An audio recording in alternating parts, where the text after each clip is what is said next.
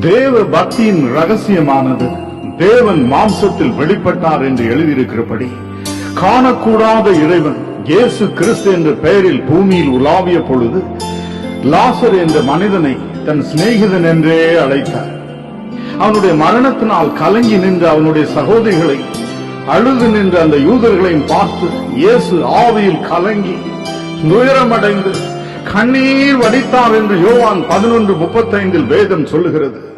அவர் மெய்யாகவே ஜனங்களை சிநேகிக்கிறார் என்று உபாகமம் 33:3 அவர் எழுதி வைக்கிறார்.